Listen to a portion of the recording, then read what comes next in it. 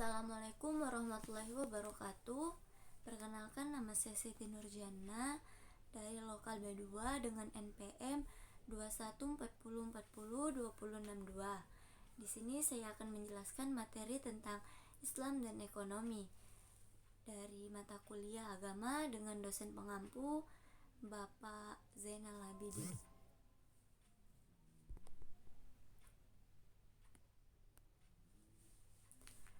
Islam sebagai agama yang syamil wa mutakamil atau menyeluruh dan sempurna, mengatur segala aspek kehidupan manusia, termasuk hal-hal yang berhubungan dengan interaksi sosial dalam kehidupan manusia antar sesama maupun antar sesama makhluk hidup.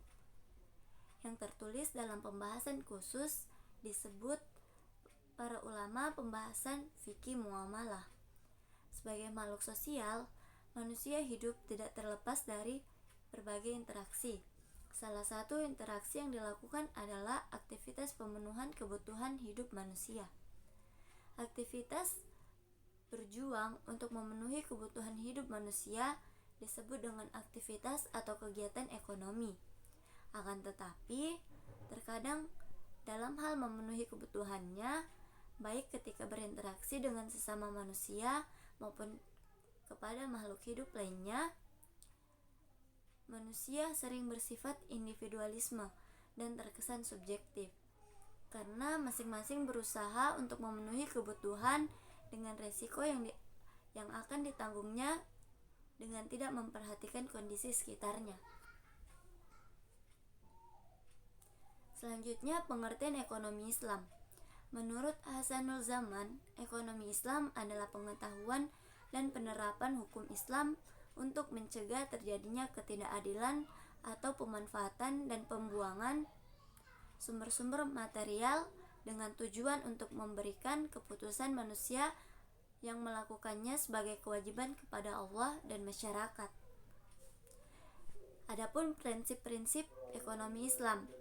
Secara umum, prinsip ekonomi dalam Islam hakikatnya berasal dari ayat-ayat yang berada di dalam Al-Quran. Salah satunya yang menjadi dasar prinsip dasar ekonomi Islam adalah surah Al-Qasas ayat 77, yang artinya, dan carilah pada apa yang telah dianugerahkan Allah kepadamu kebahagiaan negeri akhirat, dan janganlah kamu melupakan kebahagiaan dari kenikmatan duniawi, dan berbuat baiklah kepada orang lain sebagaimana Allah telah berbuat baik kepadamu, dan janganlah kamu berbuat kerusakan muka bumi. Sesungguhnya Allah tidak menyukai orang-orang yang berbuat kerusakan. Al-Quran surah 28 ayat 77. Adapun teori-teori ekonomi Islam. Yang pertama itu tauhid atau keimanan. Tauhid merupakan pondasi ajaran Islam. Dalam tauhid, kita sebagai manusia diperintahkan untuk bersaksi bahwa tiada sesuatu pun yang layak disembah selain Allah, dan tidak ada tempat untuk meminta pertolongan selain Allah. Dengan tauhid ini juga kita wajib mengakui kepemilikan mutlak bagi Allah, termasuk seluruh alam semesta dan isinya, bahkan sekaligus pemiliknya. Yang kedua itu atau keadilan. Di antara sifat yang dimiliki Allah adalah sifat adil.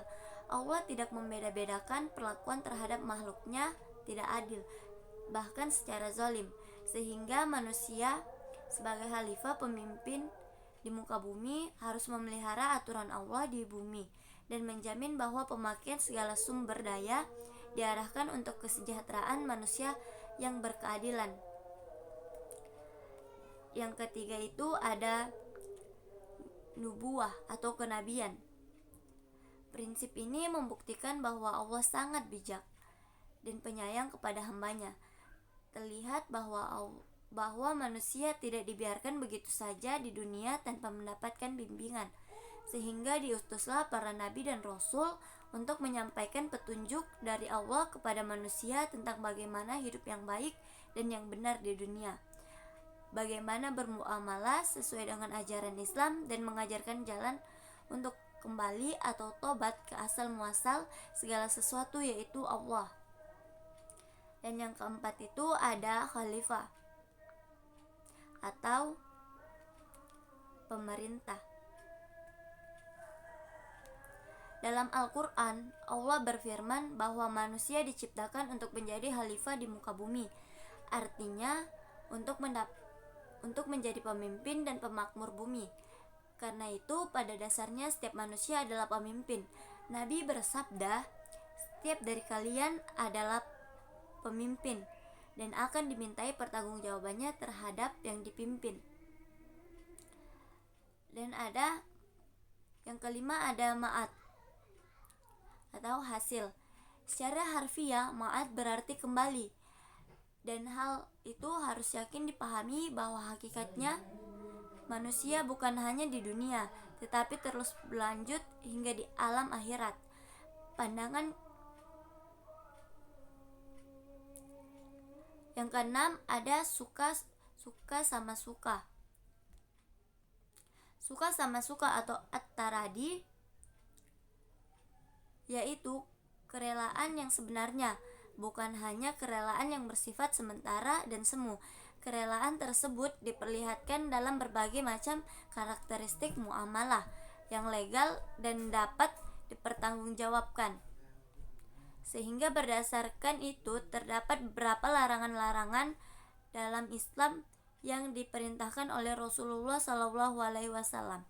Disebabkan karena tidak ada kerelaan satu sama lain, sehingga larangan bai al-ghar atau jual beli yang mengandung spekulasi dan penipuan dan penjualan seperti ini pasti akan menimbulkan kekecewaan di akhirnya. Yang 7, saling menguntungkan. Prinsip saling menguntungkan tidak ada yang dirugikan juga harus selalu diperhatikan bagi manusia dalam menjalankan berbagai bentuk aktivitas.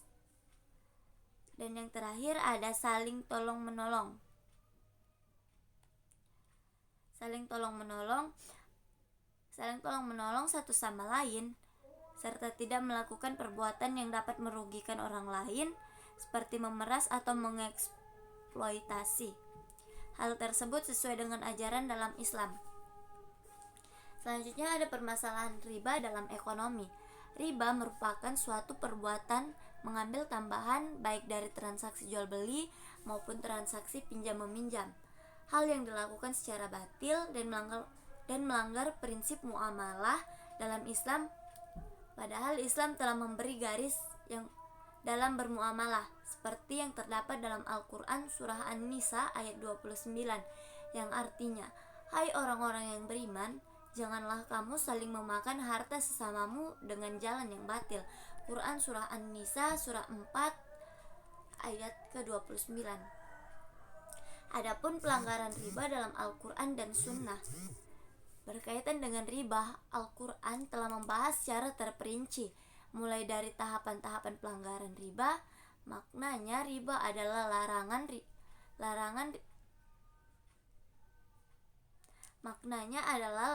riba tidak berlangsung melarang secara total. Ternyata ada tahapan pelanggarannya.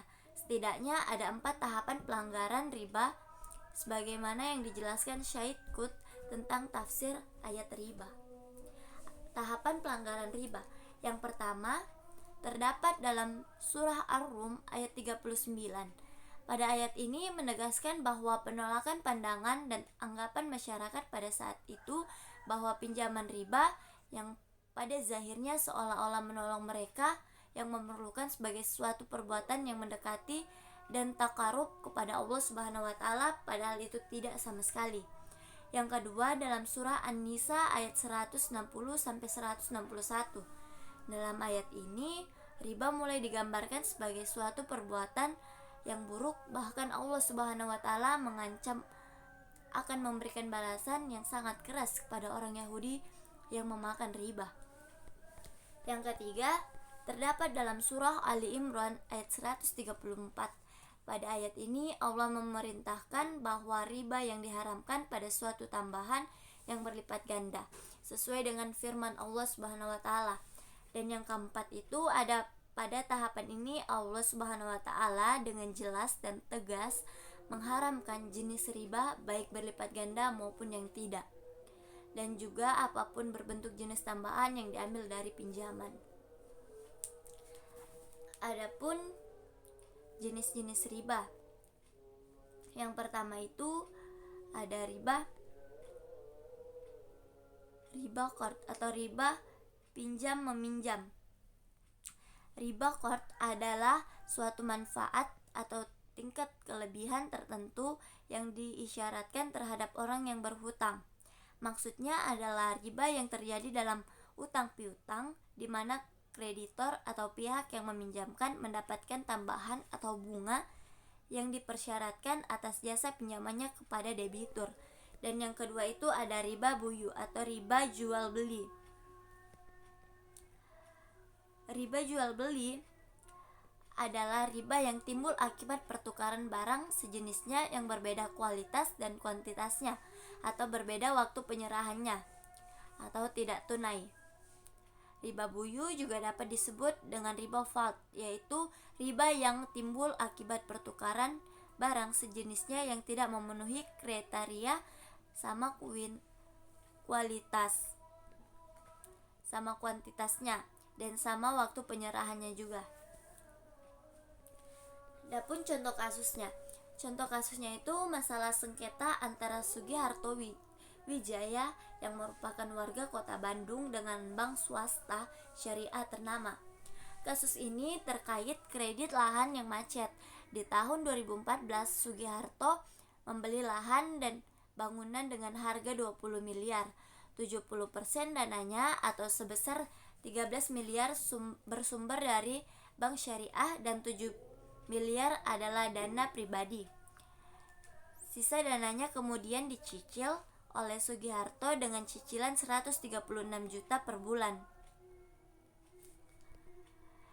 Dana yang sudah dibayarkan adalah 1,3 miliar, namun cicilan tersebut mengalami kemacetan dan tidak dibayarkan sehingga beberapa waktu, sehingga bank syariah tersebut mengajukan gugatan kepada Pengadilan Negeri Kota Bandung secara vertek. Gugatan tersebut dimenangkan oleh pihak bank swasta dan menjual tanahnya ke pihak lain. Pada kasus ini, Sugiharto melalui kuasa hukumnya meminta untuk PN Bandung agar mencabut putusan bank syariah tersebut, namun ditolak karena alasan kewenangan. Padahal kuasa hukum sudah memaparkan dasar hukumnya. Kedua belah pihak menjalani proses media mengenai kesepakatan yang hendak diambil sebelum akhirnya menuju ke persidangan. Meski sudah beberapa opsi ditolak oleh pihak bank syariah. Adapun penyelesaian yang dapat diambil dari permasalahan tersebut, yang pertama itu perdamaian. Perdamaian adalah jalan yang diambil untuk menyelesaikan sengketa dengan cara bermusyawarah untuk menemukan solusi bagaimana perselisihan yang terjadi di antara kedua belah pihak dapat diatasi dengan mengambil titik terang untuk saling ridho dan ikhlas. Dalam surah Al-Hujurat ayat 10 yang artinya orang-orang beriman itu sesungguhnya bersaudara. Sebab itu damaikanlah, perbaikilah hubungan antara kedua saudaramu itu dan takutlah terhadap Allah supaya kamu mendapat rahmat. Dan yang kedua itu ada arbitres atau at-takim. At-takim secara etimologis berarti menjadikan seorang sebagai pencegah suatu sengketa atau hakam. Takim yaitu tempat bersandarnya dua orang yang bersengketa kepada seorang yang mereka tunjuk sebagai penengah atau orang yang diridhoi. Keputusan untuk menyelesaikan pertikaian para pihak yang bersengketa tersebut. Dalil Al-Quran tentang At-Takim syariah ada di Quran surah An-Nisa ayat 34 yang berbunyi, dan jika kamu khawatirkan ada persengketaan antara keduanya, maka kirimlah seorang hakam dari keluarga laki-laki dan seorang hakam dari keluarga perempuan. Jika kedua orang hakam tersebut bermaksud mengadakan perbaikan, niscaya Allah memberi taufik kepada suami istri itu. Sesungguhnya Allah Maha mengetahui lagi Maha mengenal. Dan yang terakhir itu ada secara pengadilan atau qada. Al-qada.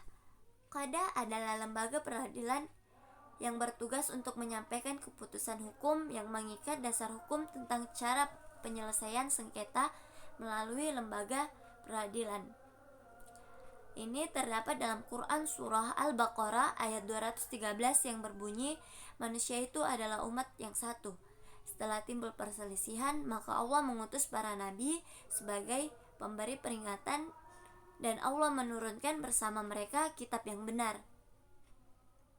untuk memberi keputusan di antara manusia tentang perkara yang mereka perselisihkan.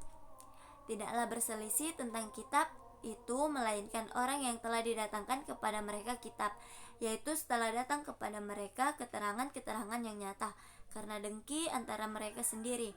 Maka Allah memberi petunjuk orang-orang yang beriman kepada kebenaran tentang hal yang mereka perselisihkan itu dengan kehendaknya, dan Allah selalu memberi petunjuk orang yang dikehendakinya kepada jalan yang lurus.